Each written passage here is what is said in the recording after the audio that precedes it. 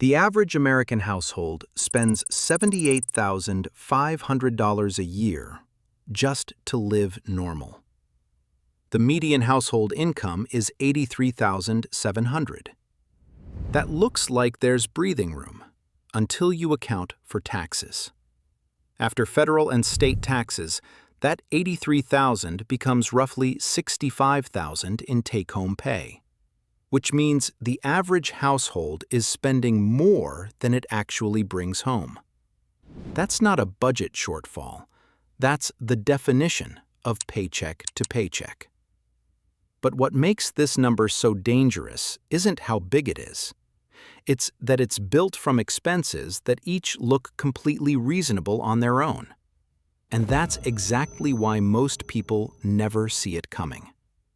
But once you see where it's all going, you know exactly which expenses to cut, what to keep, and how to turn what you save into over $1 million. But before I show you how to get there, you need to see where every dollar actually goes. Because nobody decides to spend $78,000 a year on a lifestyle they didn't consciously choose. It happens one payment at a time. The mortgage feels necessary. The car payment feels reasonable. The groceries, the utilities, the subscriptions. Each one passes the gut check on its own. But once you stack them together, they consume everything. And it starts with the two expenses that take half your income before you've done anything else. The typical mortgage payment on an existing home is $2,057 a month. Add property taxes, insurance, and maintenance, and housing alone costs roughly $26,000 a year. That's 1/3 of everything you earn just to have a roof. And Goldman Sachs data shows home ownership now consumes 51% of median household income, up from 33% in the year 2000. So the cost of having a home has outpaced wages so aggressively that every other expense is now fighting over a smaller and smaller share of what remains. And the next expense fighting for that shrinking share is your car. The average new car payment is $748 a month. Add auto insurance at $179, and transportation runs over $13,000 a year. 1 in 6 buyers now pays over $1,000 a month just for the car payment. And insurance has surged 46% since 2022. So before you've bought a single grocery or turned on a light, housing and transportation have consumed half your income. And once that half is gone, the daily costs start piling onto what's left. Groceries run about $519 a month after food prices rose 23.6% since 2020. Add dining out at $329 and food delivery at $118, and the average household spends over $10,000 a year just on food. Then come utilities. Electricity, gas, water, and internet combine to $418 a month, with electricity alone up 47% since 2020. Your cell phone adds another $141 a month. None of these feel like the breaking point, but collectively, they take another massive chunk out of an already shrinking margin. And those are the expenses you can see.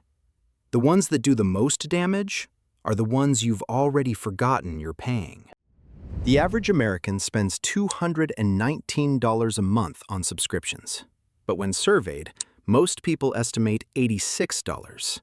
That's a $133 gap between what people think they're paying and what they're actually paying, every single month. 42% admit to paying for subscriptions they no longer use. This is money leaving your account that you don't even notice anymore. And that's exactly why we built Wally. You upload your bank statement as a PDF. It pulls out every transaction and shows you exactly what you're paying for, including the subscriptions you forgot about. No bank login, no handing your data to anyone. It's free forever. Link is in the description. But subscriptions aren't the only cost that adds up quietly. Healthcare takes another $516 a month. And if you have children, childcare averages $13,000 a year nationally. In 28 states, that exceeds college tuition. The average parent spends 20% of household income on childcare, nearly 3 times the government's affordability benchmark. So when you stack all of this together, the housing, the car, the food, the utilities, the subscriptions, the healthcare, you're at roughly $7,000 a month. That's $84,000 a year just to maintain a normal life against a median income of $83,700. The cost of living normal now exceeds what the typical household earns. And if you're thinking that earning more would fix this, that's where it gets really interesting.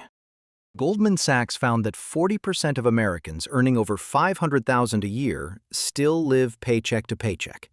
Not because they're reckless, because of lifestyle creep. As income rises, spending rises to match. The nicer neighborhood, the better school, the newer car. Each one feels earned, but each one resets the baseline of what normal looks like at that income level. And once that baseline resets, it's almost impossible to walk back. Research shows lottery winners are not significantly happier than control groups just months after winning. The upgrades aren't making you lastingly happier. They're just making your expenses permanently higher. This is why the savings rate has collapsed to 3.6%, why 59% of Americans can't cover a $1,000 emergency, and why 37% can't handle a $400 surprise with cash. It's not a discipline problem, it's structural. But once you understand why the trap works, you can start building the way out. And this is where that $1 million comes back in. Remember those subscriptions you forgot you were paying? The delivery apps, the dining out? That adds up to roughly $750 a month that most households spend without thinking twice. Now, instead of letting that money disappear, you invest it. At an average market return of 8%, in 30 years, that becomes over $1.1 million. And only $270,000 of that is money you actually put in. The remaining $847,000 is pure compound growth. Money your money made while you were living your life. But waiting has a cost too. A 10-year delay in starting to save can reduce your retirement by 37%. The cost of waiting isn't just the money you didn't invest. It's every dollar that money would have generated after that. So the difference between staying in the squeeze and building real wealth comes down to one thing. Not income, visibility. Knowing which expenses are worth keeping, which ones are running on autopilot, and making even 1 or 2 deliberate changes. That's what shifts everything. Living normal in America was never supposed to cost this much. But it does. $78,000 a year, consumed by a stack of expenses that each seem reasonable on their own, but together leave nothing behind.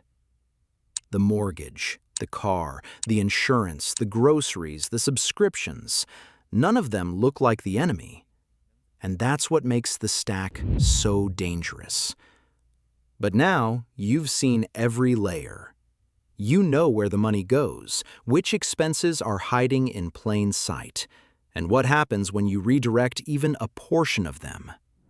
The stack is only dangerous when you can't see it. And now you can. If this changed how you think about where your money goes, this channel has more waiting for you. We break down the systems behind your money the same way. No hype, no lectures, just the numbers and what they mean.